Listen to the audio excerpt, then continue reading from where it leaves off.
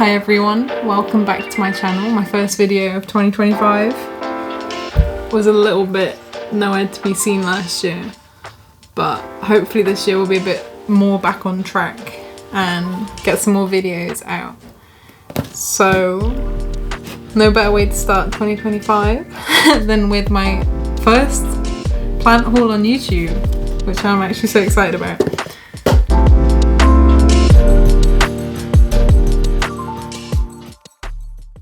Not the best time to buy plants in the UK at the moment, because it's like when I bought these it was actually about like -1, -2, but props to House of Kojo, who I bought these plants from. They actually delayed the shipping and waited like another week for the weather to be warmer, so that's really good on their half. They actually care about the plants and wanted, not sponsored, but they wanted to yeah, just look after them.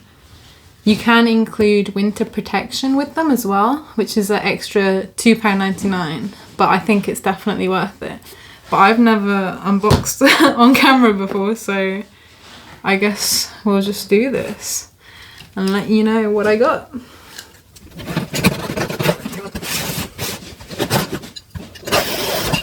Okay, live unveiling. Ooh. Let's get rid of that. So, as you can see, the plants are actually wrapped in this nice like foil silver blanket to retain the heat. And there should be a heat pack in there too, keeping it nice and warm. Let's put that in there. Let's get this open. Oh my god, I'm scared.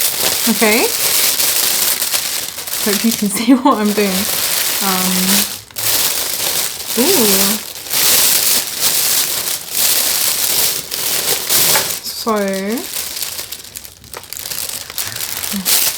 there you have the heat pack. Admittedly, it's not that warm anymore, but it was left on my doorstep, so that's probably why, because it's been out in the cold, and it probably was posted about 2-3 days ago, but doesn't feel like cold, if you know what I mean.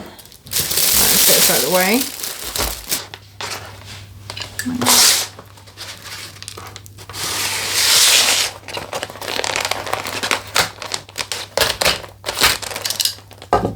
Okay, so I got only 2 plants because I'm trying to be good and not buy too many plants in January. But I am trying to buy more. Like, I feel like when you start in like the plant hobby or whatever you want to call it, you just see any plant and you're fascinated by it, and you end up just collecting a lot of, I don't want to say common plants, because common plants, I love them obviously too, but I'm just trying to like buy more specifically, be more specific in my purchasing, so get something that I've like researched a little bit more.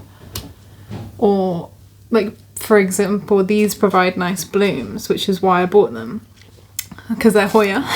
And I've only got a few Hoya now, so this is like building up the Hoya collection, and they're smaller so they fit into my space better. But yeah, so I will unbox. Ooh. Wow.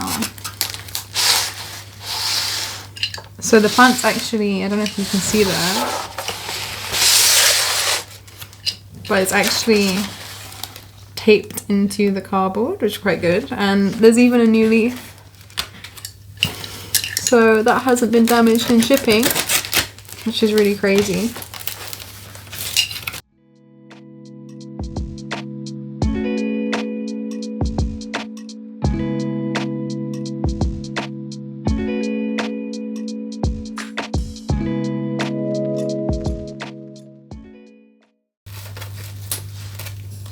Go be careful. Okay.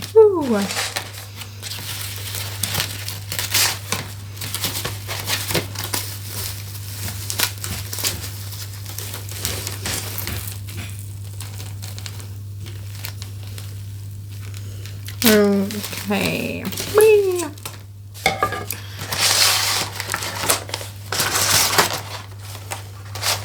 Okay.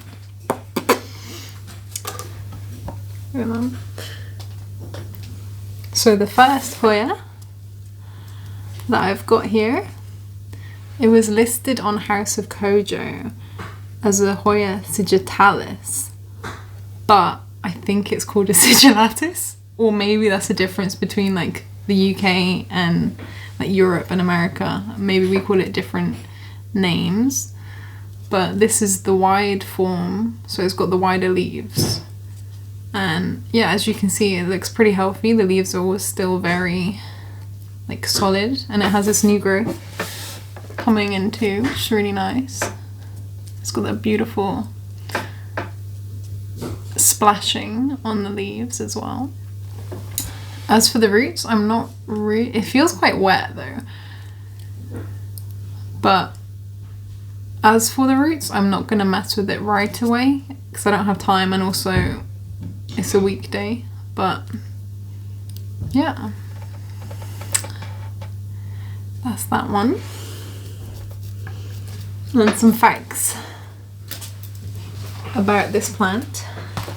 So this particular Hoya is from Borneo, and I have heard that it can be difficult, but these leaves feel thicker than I was expecting. I was expecting them to be like much thinner, but maybe that's on the narrow or the regular form. So just by feeling that, I'm hoping that it might be easier than I'm expecting. I have heard that its sun stress is like a really beautiful deep purple, so this one can deal with slightly higher levels of light, I'm imagining anyway. It likes temperatures from around 15 to 35 degrees Celsius. I'm not sure that is from Fahrenheit. I will put that on the screen. And humidity of around 60 to 80%. So I'll probably put it in my cabinet to start with, because that's around 80-90% humidity. Yeah. And the reason I got this one, because there was a list of Hoya on House of Kojo, but I really wanted some like pretty blooms, so I had to go through the whole list and like Google image it and see what the blooms are like. I really wish websites had photos of blooms. That's like my one critique of Hoya websites. Well, some of them do, but not all of them. But this has a really kind of pretty caramel orange bloom. I think they're a bit smaller than some Hoya blooms, some other Hoya blooms, but yeah, I really liked the orangey, like warm colour of them, so I'm really hoping to get this one to bloom. But if it doesn't, I'm still happy with the splash. It's a really nice specimen, really beautiful splashing on the leaves, and I think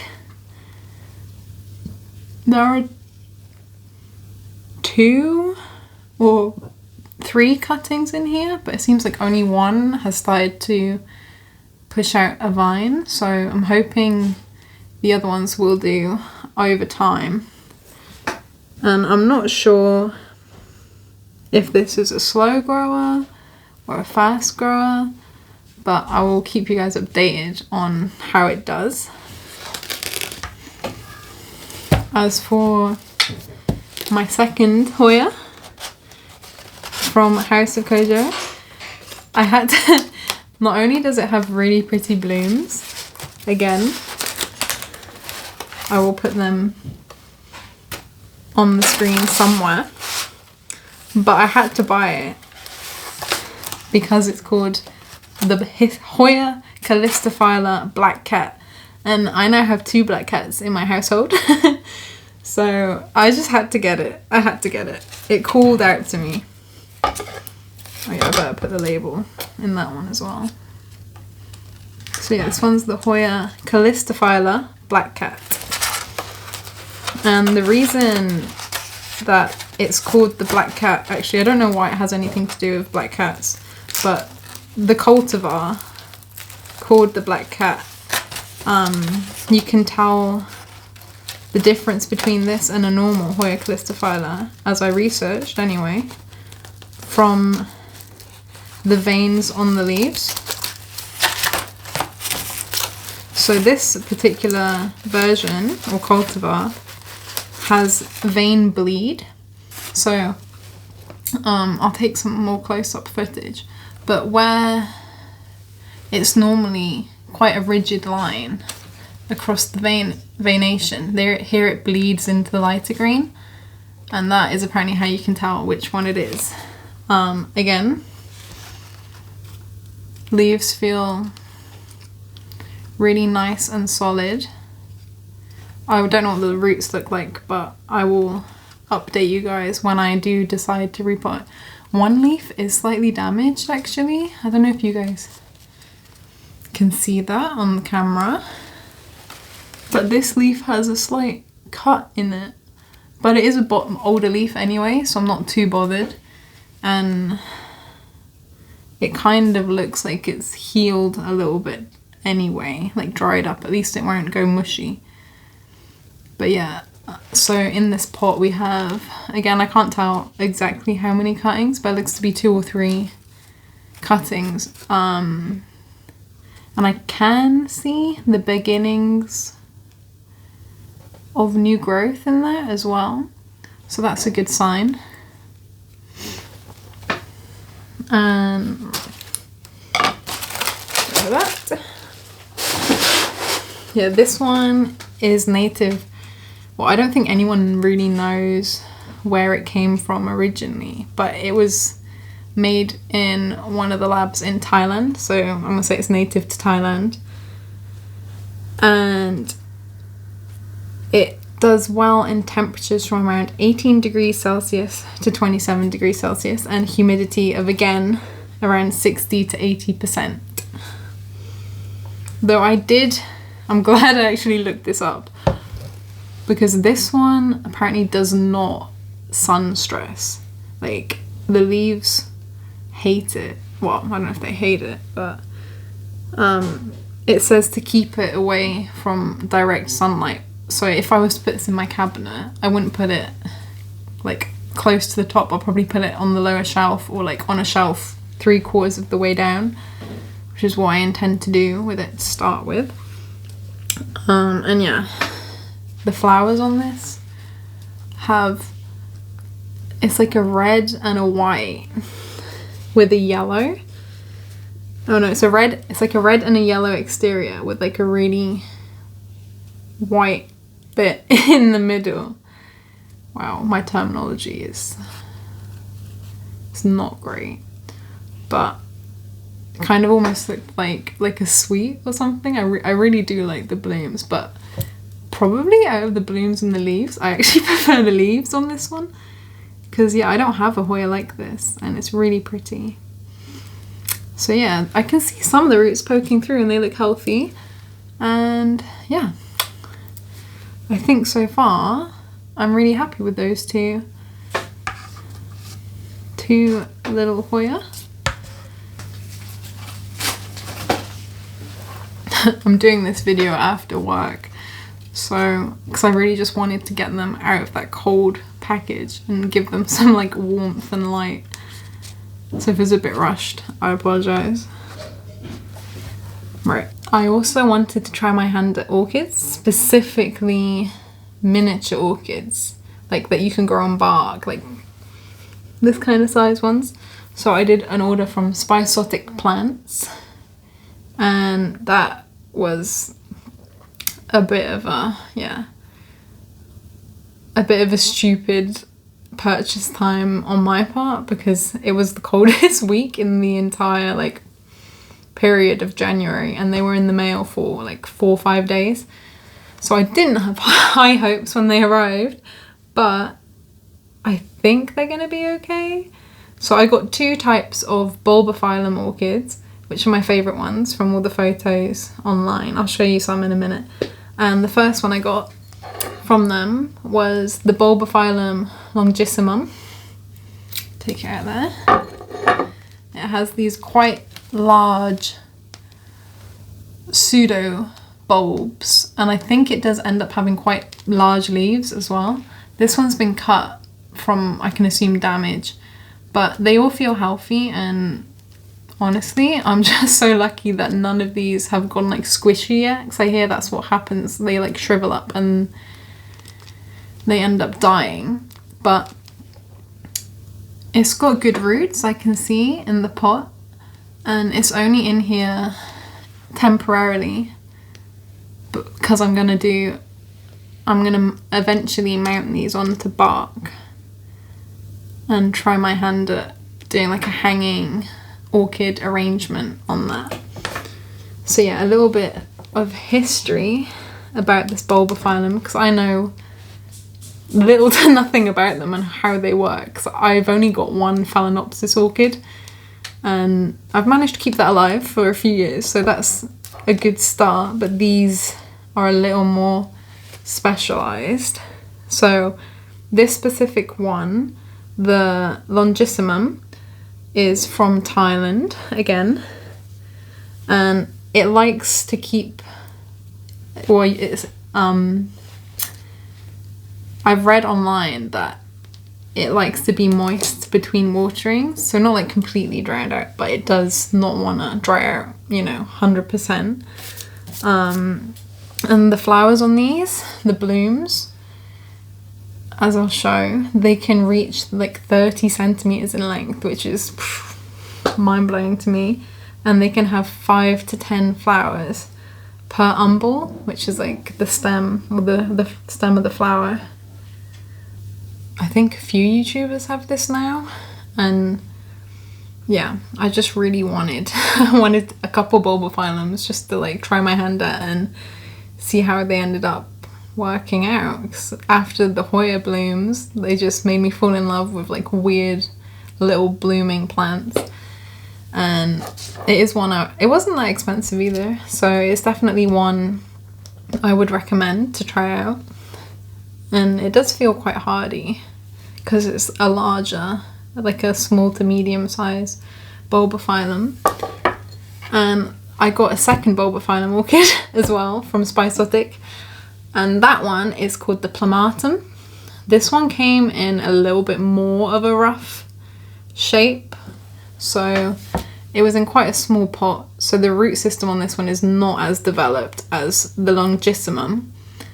And one of the leaves is starting to go yellow, but I can see that like where the yellow leaf is, it is growing out a perfectly healthy leaf after that, and the pseudobulb seems to be really nice and green and really healthy. So I'm hoping that the plant will continue to be okay. I think I really need to get this one on a mount as soon as possible, but it has a lot of pseudobulbs in there, so I'm hoping there's a lot of like stored food and water to keep this plant going. And yeah, like I said, the new growth does seem to be really healthy, but a few of the bulbs have started to shrivel up, so I don't know if this one's gonna make it or not, but I really do want to keep my fingers crossed. They've done so well to survive that cold, so honestly that's all I can ask for. This one again has crazy incredible blooms, like long red like trussels.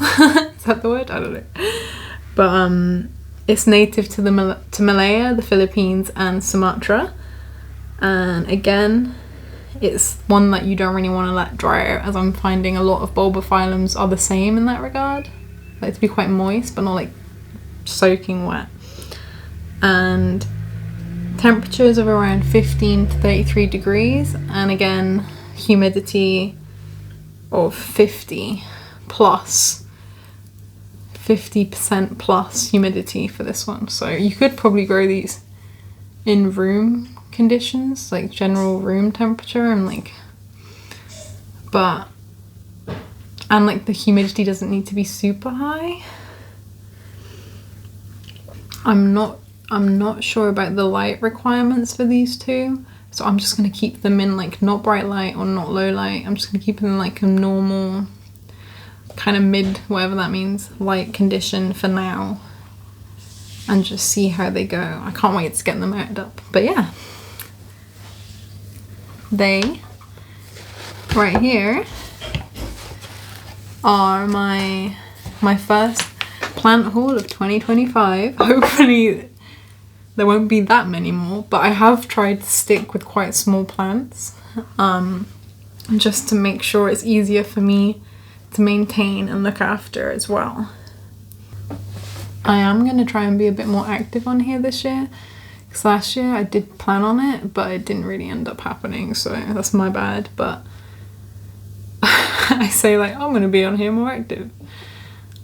But I've also got an allotment now, so that might be appearing somewhere on this channel, I'm not sure. Or it might just mean that I'm super busy and then I don't post as much. I'm not really setting any goals like straight up from the start. I'm just gonna post this one, maybe see if I want to do one next month, and just try and do one a month for now. And yeah, I just hope you guys liked it, and yeah, keep watching and subscribe if you want to, and I will see you guys in the next one. And yeah, I don't know, there you go.